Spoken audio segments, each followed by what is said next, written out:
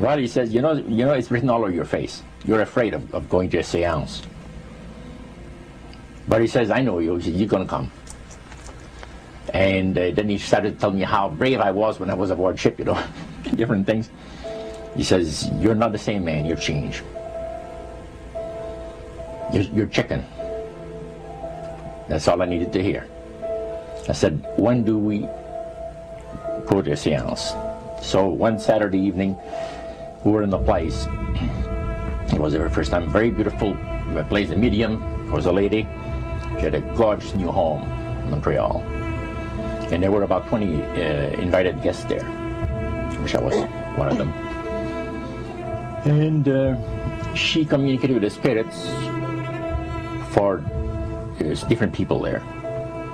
And they're telling them what the spirit said. One man said, I would like to talk to my friend that died 6 months ago. But I don't want him to appear. Just want to talk to him. Because he says, I don't trust you talking to my friend for me. So the medium says, let me inquire of the spirit. Yeah, the spirit will talk with you. And that big masculine voice was heard in the place. It says, hi Frank. It's nice of you to ask for me to talk with you. And they had a little chat. And after it was over, Frank says, this is the greatest thing on earth, to be able to talk with the spirits of the dead. Then the medium said, we have a very special surprise tonight for you people. A spirit will manifest itself openly here in a few minutes. And it's like a big gust of wind hit the building. And right through the wall. Now the lights weren't terribly bright, but they were like living room lights. A couple of floor lamps and maybe some of these. And that translucent being seemed to come right out of the wall.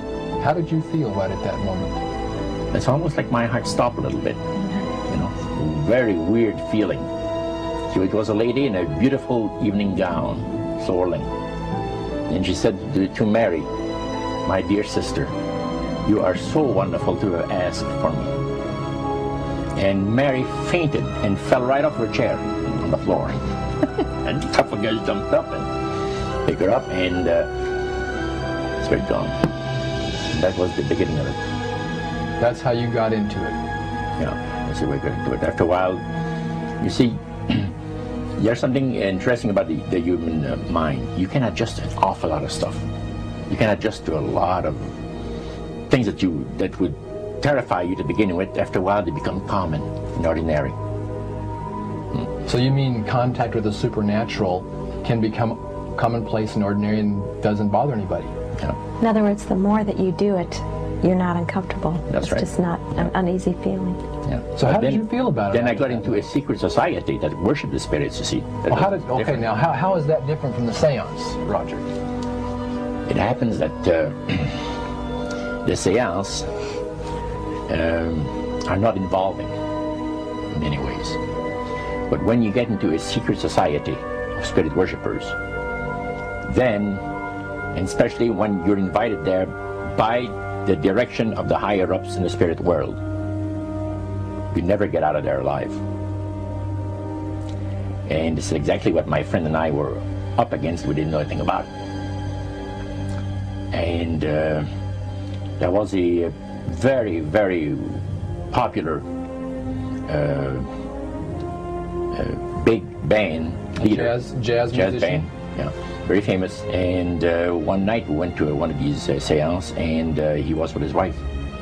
So Roger, you're at this restaurant. What happened? We sat there, and we had our favorite alcoholic beverages, you know. And as we talked, the band leader says, he says, I want power. I go right to the source of power. And he says, how do you think that I became famous the way that I am? Well, I said, you must have had some good luck. Well, he says, there's no such thing as good luck. He says, there's either some power working for you somewhere, or you don't get ahead in this world. Not in my type of occupation.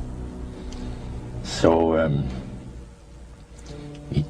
it went from there. We got talking about spirit worship. Did it intrigue you? Or did it make you want to find out more about what exactly he was talking about? Yeah. So he said the supposed spirits of the dead that you're talking with are demon spirits. They're fallen angels. They're beautiful beings. Just set it out, just like that. Oh yeah. It didn't make you uneasy when he said they were Well, demons? it shocked you a little bit, something that you first hear mentioned to you. He said, you guys have got a great future ahead of you. Because we've been told, the high priest of our society, secret society, has been told that the master has very special plans for you too. Now, what did he mean by the master? Satan. And we were interested to hear more about it. And he told us, he says, look, we worship spirits. We worship Lucifer and all his angels. They're just as beautiful as they did before they were cast out of heaven. He says there was a misunderstanding in the whole thing. He says among the inhabitants of the galaxies. And he says our master was misunderstood.